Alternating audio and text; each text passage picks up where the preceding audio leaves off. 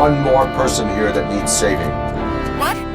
Murphy? We are not done yet.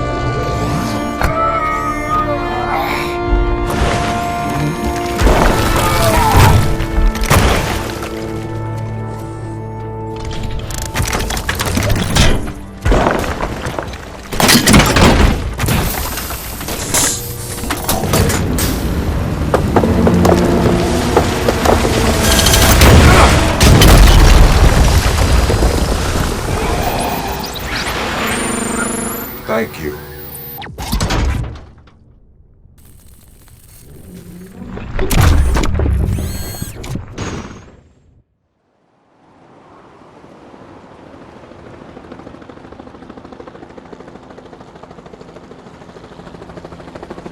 Does anyone see him?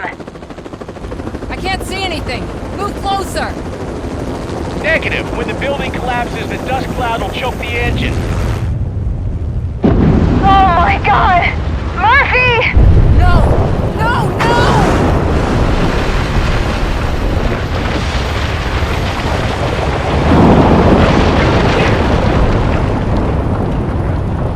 Wait!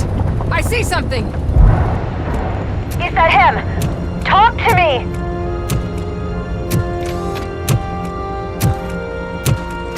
It is me, Lewis. It has always been me.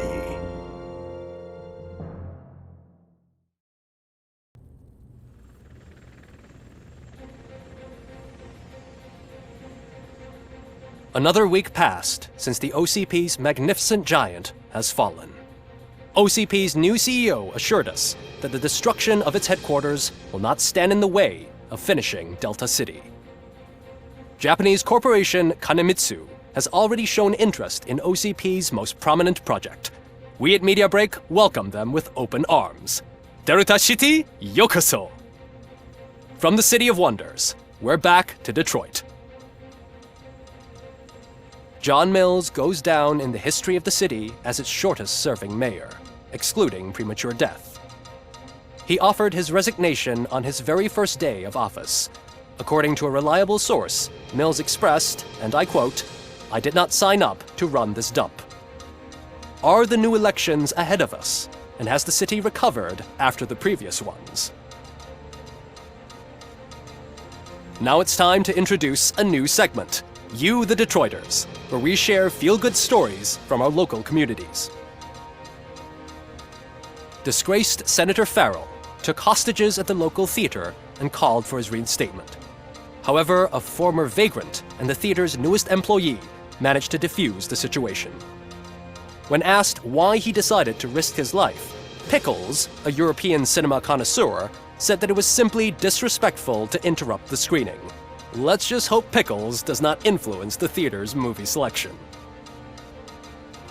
Next up, Sunblock 5000 model nearly torn to pieces by an ED 209 after not adhering to the 209's instructions. The dispute over a parking space could have turned deadly if it wasn't for Dr. Olivia Blanche, a seasoned psychologist who managed to keep a cool head during the 209's intervention. Dr. Blanche's new book, Coping with Loss, is said to be of value to both people and machines alike. A defamed reporter funded by terrorists after trying to illegally broadcast a hit piece aimed at OCP, Samantha Ortiz has been spotted collaborating with a terrorist group led by a woman known in the underworld as Bertha. OCP denied. We're sorry for the disturbance. Fortunately, this time it was a minor one. Let's move on. A new world record has been set in Detroit. A man called Funeral Bob attended his 1000th funeral this year. The record-breaking funeral belonged to Max Becker, a former OCP executive. As it turned out, Bob was its only attendee. The OCP delegation did not arrive due to a rescheduled business meeting. We hope the meeting went well. Moving on. The owner of a local restaurant, Onion Baji, in cahoots with a ring of zoo thieves. The restaurant was proved to source the ingredients through crime.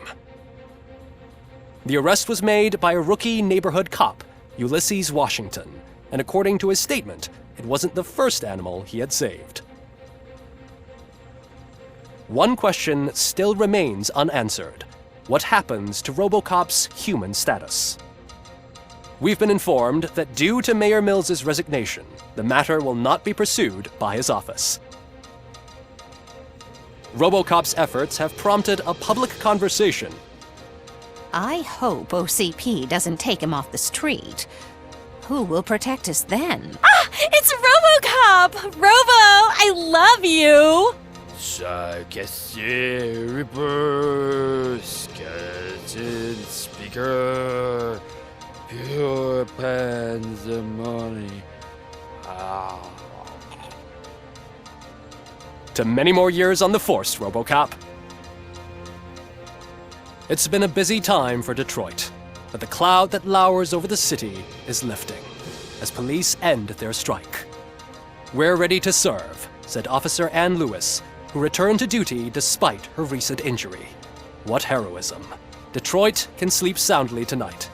The question is, for how long? That's all for today. This was Casey Wong. Until next time.